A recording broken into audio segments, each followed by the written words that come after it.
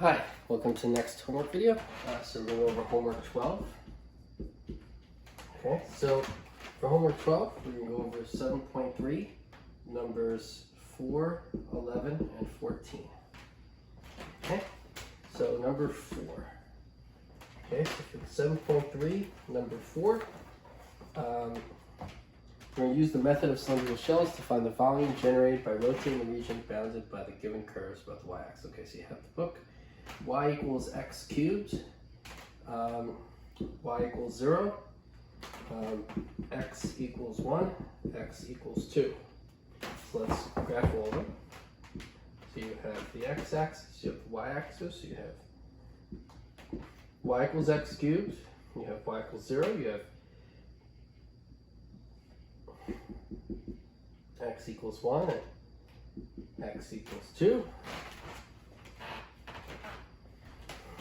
Okay, and so now this is the region bounded by y equals x cubed, x equals 1, x equals 2, and y equals 0 on the x-axis. Okay, so we're going to rotate that about the y-axis. Rotate about the y-axis. Okay, so this is number 4. We're rotating it about the y-axis. So if we rotate this about the y-axis,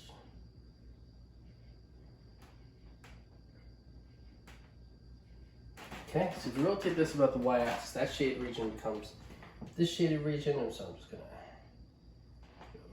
go around there. Okay, and now we get that three-dimensional object. Okay, so we're going to use the method of cylindrical shells to find the volume. So a general cylindrical shell will look like this, okay? You can see it. And so the volume of our cylindrical shell, the volume of the cylindrical shell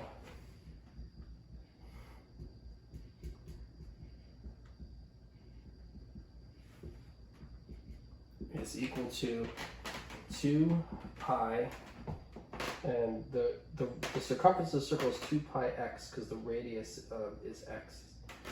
2 pi x h, where h is the height of the function x cubed. Okay, and the width is delta x. The thickness is delta x. The volume of the cylindrical shell is 2 pi x times x cubed delta x. That's the volume of the cylindrical shell. And so the volume of the entire three-dimensional object is the definite integral from the leftmost x value, which is x equals 1, to the rightmost x value, which is x equals 2, of the volume of the cylindrical shell, which is 2 pi x times x cubed, and then a dx there instead of delta x.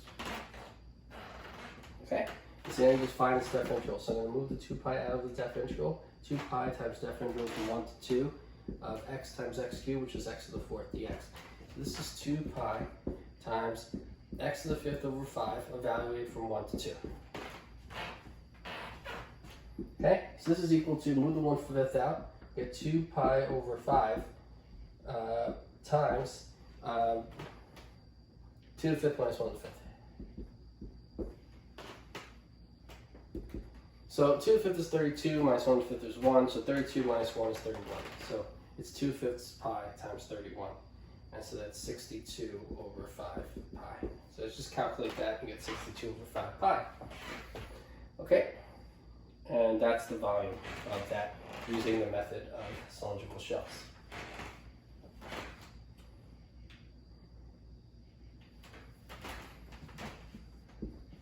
Okay, so next, number 11.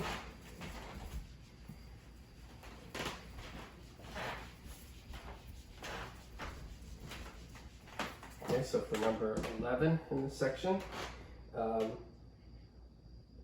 going to rotate the bounded region by the x-axis. So for number 11, we have y equals x cubed, y equals 8, x equals 0. Okay, good. Okay, so if we graph all these things, we have the x-axis, y-axis, we have x cubed, y equals x cubed, we have y equals 8, and we have x equals 0. So the region bounded by those three curves is that shaded region, and then we're going to rotate it about the x-axis, not the y-axis. We're going to rotate it about the x-axis. This point goes here. This curve, the reflection of that about the x-axis is that, and then this line reflects there, and so now the rotated region is this. And then a cylindrical shell would be like if you draw a vertical line here, right?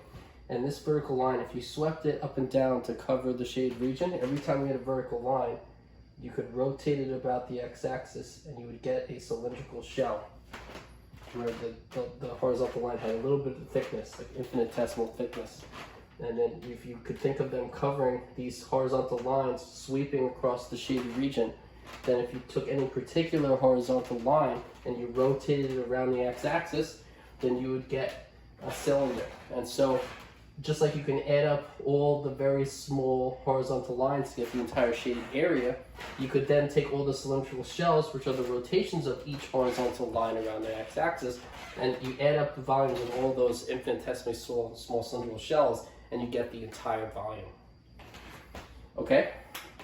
So here's the cylindrical shell, and so the volume V is equal to the definite integral from the smallest y value, which is 0, to the largest y value, which is 8. And the thickness is like this, and so you're integrating with respect to y, because it's a horizontal cylindrical shell. So you're integrating from 0 to 8, the range of the y values, of the volume. Now you take the volume of the cylindrical shell, which is 2 pi, the radius of the circle is the y value of the point. So it's 2 pi y times the height. The height is actually the x value of this curve. And so y equals x cubed, or x equals y to the 1/3. And so the x coordinate is equal to y to the 1/3. And so the height is x, which is y to the 1/3. So it's 2 pi y times y to the 1/3. And so it's 2 pi times the radius, which is y, times the height, which is x, which is equal to y to 1/3 dy. Okay, and so now this is equal to 2 pi times f integral from 0 to 8 y to the 4/3 dy, which is equal to, now we take an antiderivative of y to the 4/3, and we get 3/7 y to the 7/3. Okay, and you multiply it by 2 pi. You evaluate this from 0 to 8.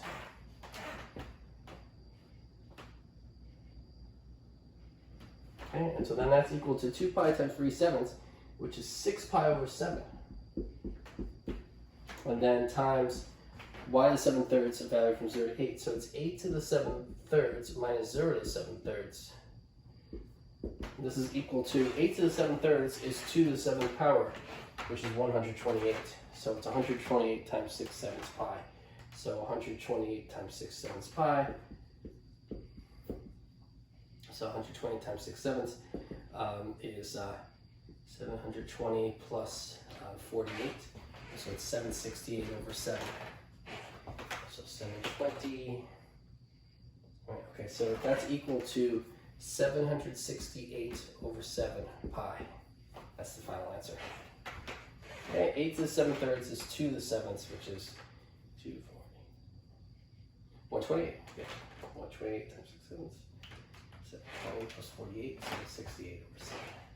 Okay, so it's 768 over 7 pi. That's the volume of that region. Okay, so that's number 11. Okay, so let's do number 14.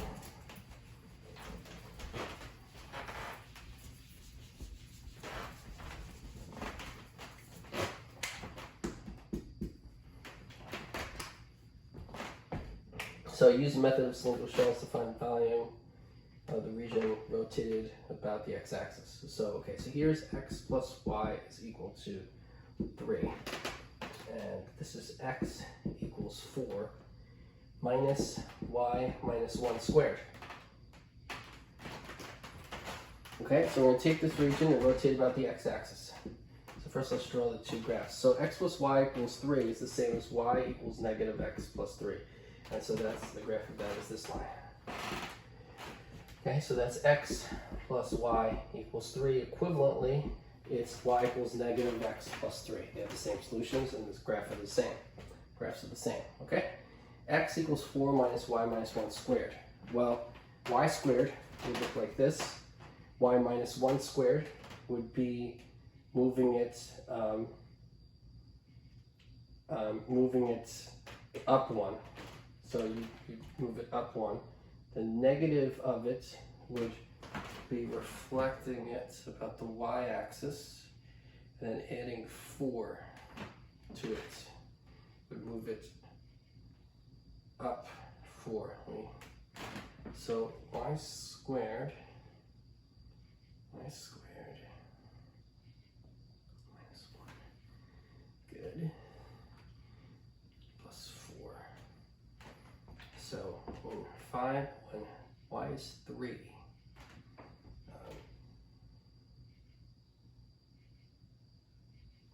okay, so when y is 3, x is 0.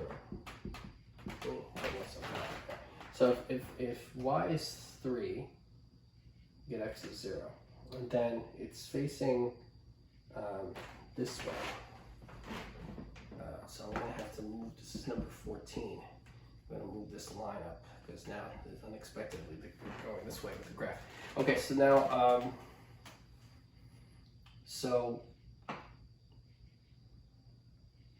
okay, so it's going to look like, the graph's going to look like this. That's not how I was expecting it to go. Okay, but let me check, let me find the intersection points. And to do that, I'm going to be going this way, so I'm going to be integrating with respect to y.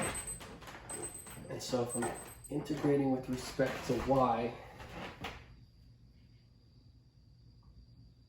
okay, then I'm going to be solving for x in both cases. So here, x is equal to 3 minus y.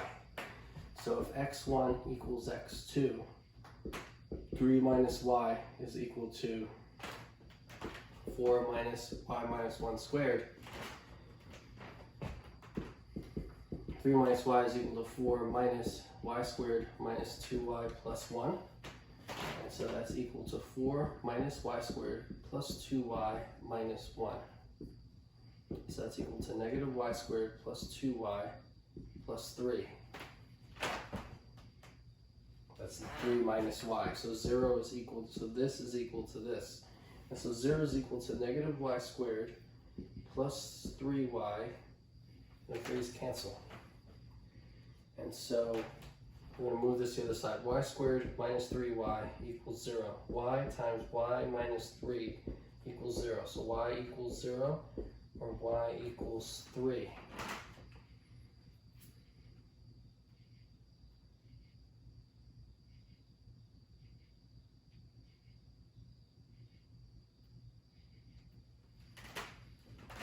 So y equals 0 or y equals 3.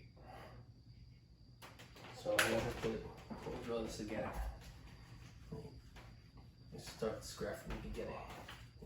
Not use my hands anymore to erase this. Okay, so so we have the x-axis and y-axis. Okay, so x equals 4 minus y minus 1 squared. So what y equals negative x plus 3. This is good. I'm going to draw it here because this is not, the graph is over there, which is what I figured it would be. Y equals negative x plus 3. Okay, so this point is at the point 0, 3, and this point is at the point 3, 0. Okay, so maybe that'll help.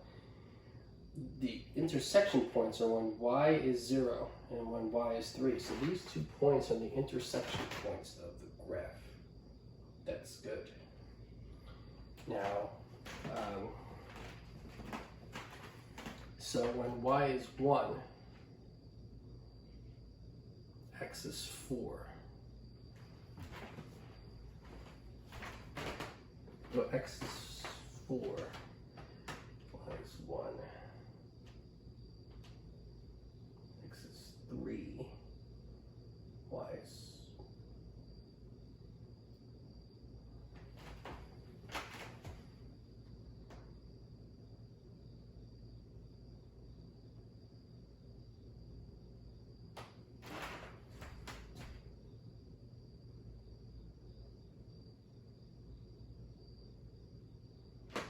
Okay, so y is 0, x is 3.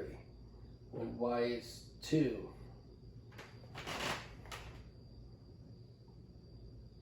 x is 3. There we go.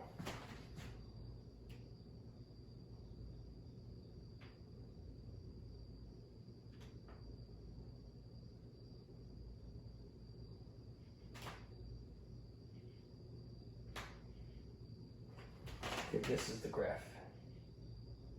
Looks like this. That's the part of the graph we care about. So the largest value of x has to be when y minus 1 squared is 0, because we're subtracting a non-negative number here. So we want x to be largest, and that we would want this whole thing to be 0. So that would be when y is 1. And so that point would give us 4, 1. So the rightmost point is at 4, 1. Okay, and so here we have the graph of x equals 4 minus y minus 1 squared, where it matters, where the region covered by those two, bounded by those two curves. And there we go. Okay? Okay, so we found the intersection points and kind of worked backwards when we got the graph of the curve that we wanted. Okay? Now, I'm going to do a horizontal cut here. Oh, so actually first I'm going to rotate this about the x-axis. And so if I rotate this about the x-axis,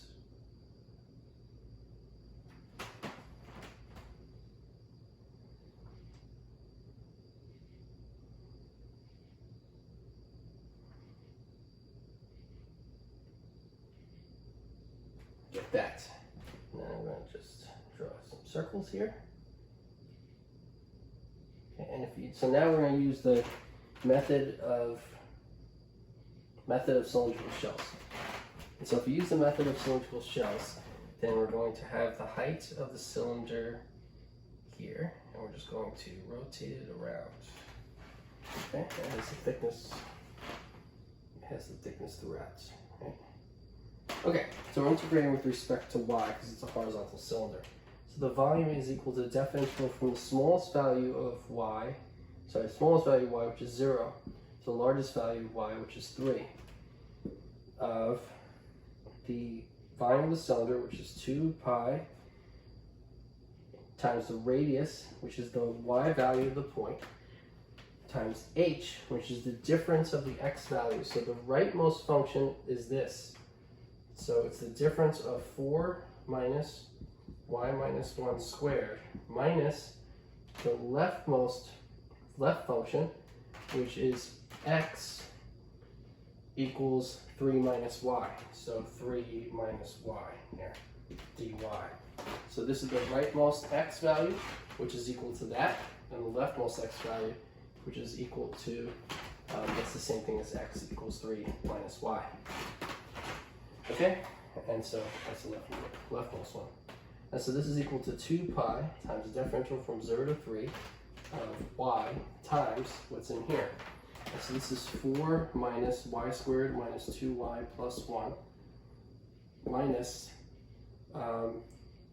minus 3 minus y, which is plus y. And so this is equal to y minus y squared plus 2y minus 1 minus 3 plus y. I'm just combining like terms. Get negative y squared. Y plus 2y is 3y. Plus y is 4y plus 4y minus 4.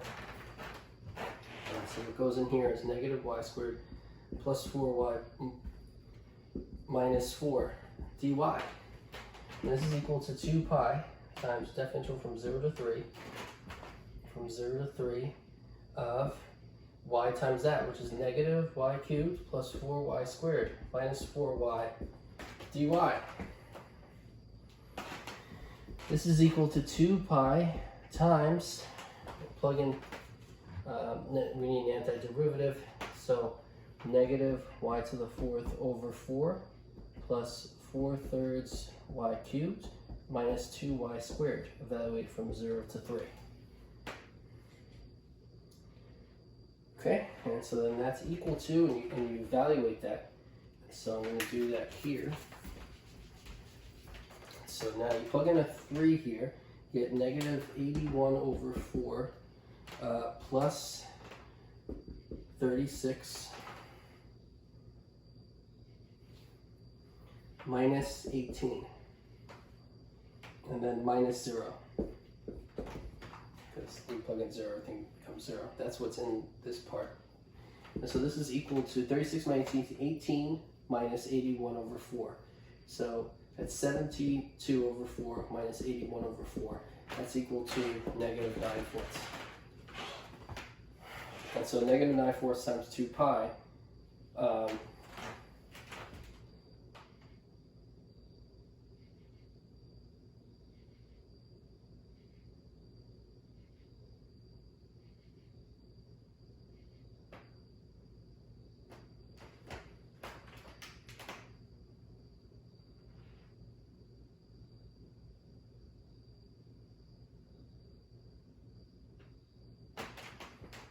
okay, so you get, hold on, this is a 4. 4 minus y squared plus 2y minus 1 minus 3 plus y.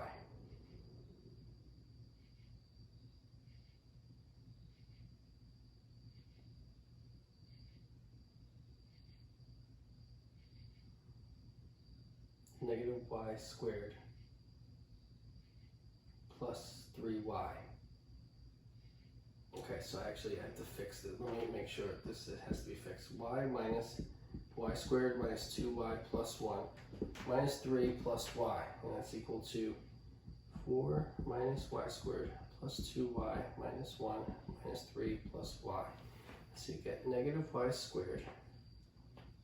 And you get 3y plus 3y. And you get 4 minus 4, which is 0. That goes away. You're left with this dy. And so you get plus 3/2 y dy.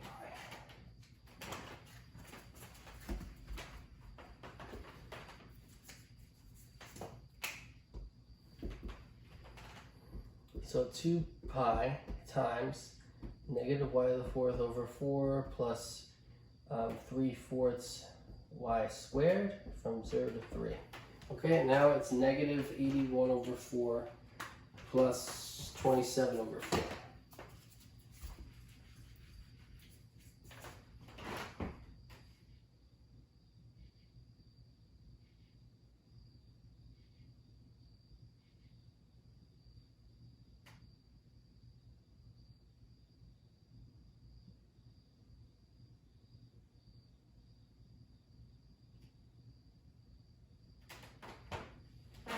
Okay, so, oh, it's y times that. So negative y cubed plus 3y squared dy. Okay, so fix my algebra mistake, but now I have to, so this is this, and then you multiply it by y, and equals to 2 pi times antiderivative, which is negative y to the 4th over 4 plus y cubed, evaluate from 0 to 3. And now that should do it. Negative 81 over 4 plus 27, and then minus 0, and then times 2 pi. It's evaluated from 0 to 3, and so you get 108 minus 81 over 4. And so that's equal to 27 over 4. And so that's equal to 27 over 4 times 2 pi. And so that's 27 pi over 2. Now that's the answer. Okay, that's it. And okay, and so that's number 14. And so that is our review of homework 12, 7.3. Alright, now you can combine like terms here. You get negative y squared plus 3y, you multiply it by y, negative y cubed plus 3y squared. Now integrate, find the antiderivative, evaluate from 0 to 3. Calculate, okay? So I fixed it. The thing was just this algebra mistake, but then I also have to multiply by y here, so I fixed that. Okay, and that is the answer. Come on.